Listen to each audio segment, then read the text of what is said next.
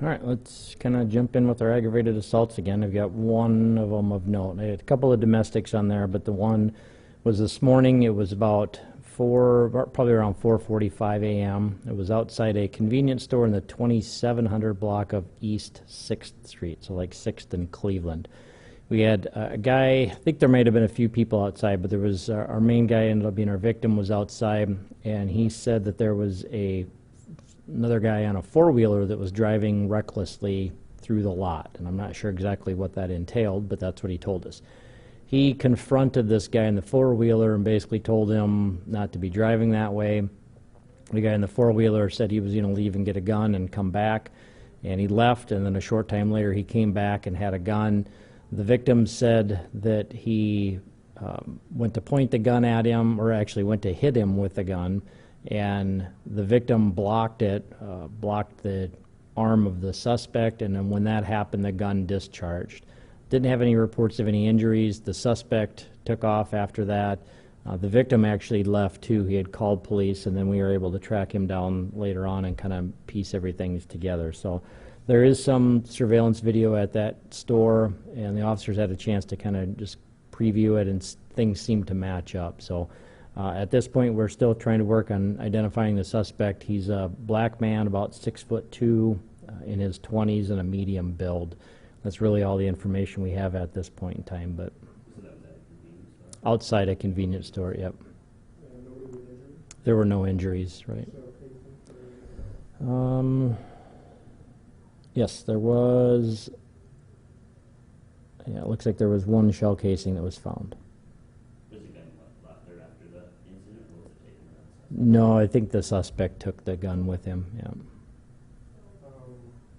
What was the age of the victim? The victim's age.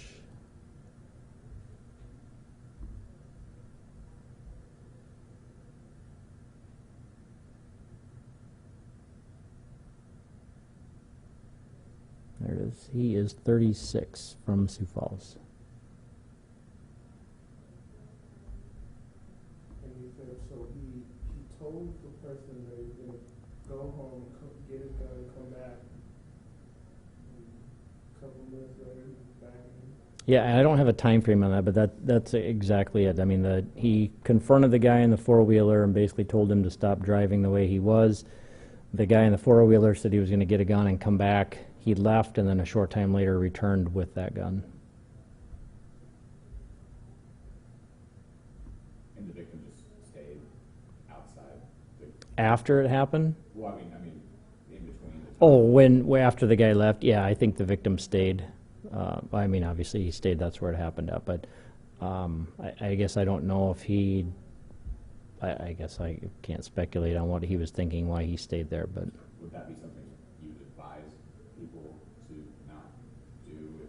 to not stay there, I mean, if somebody threatens to go get a gun and come back, it's hard to know. I mean, we've certainly seen things before in the past where people have just kind of spouted off and said they were going to do something and didn't follow through with it. So whether or not he thought there was any credible threat with this, who knows? I'd say, if, I mean, we don't see a lot of things like this, but if somebody were in a situation like this in the future, I think it'd probably be best to call police right away, and then you can give them the information.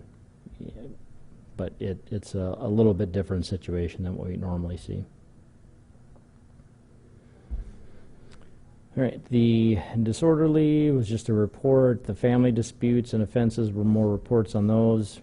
Frauds, we had some credit card, ID theft, bad check, false impersonation, nothing real big. The larcenies, a few shopliftings, there's really nothing big out of those. We had a package, suitcase that was missing from the airport, some tools, cell phone, really nothing high dollar.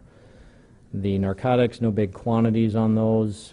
The robbery, that one we don't have a whole lot of information yet. The victim was intoxicated, so his story was kind of all over the place. So hopefully we'll get some more information. But he said he was jumped by 5 guys, and he thought it was maybe near 8th Street and Franklin Avenue, but He wasn't completely 100% on that. So he said that they ended up punching him, kicking him, and then took some cash, but the details were a little sketchy, so we're still working on that. But he did not have any serious injuries. The sex offenses, all those are reports. Same thing with the simple assaults. Nothing suspicious from the unattended death. That's possibly an overdose case, but yeah, we'll have to wait for the autopsy to get done on that one.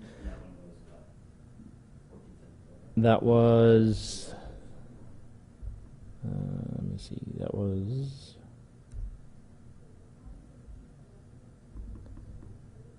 that unattended death is in the 1100 block, or I'm sorry, the 100 block of East 14th Street, so 14th and Phillips area. Right. And the vandalisms, we had some cars and houses that were damaged. The weapons violation, that involves a juvenile. That's all I have, unless you guys have anything else. Okay, thanks.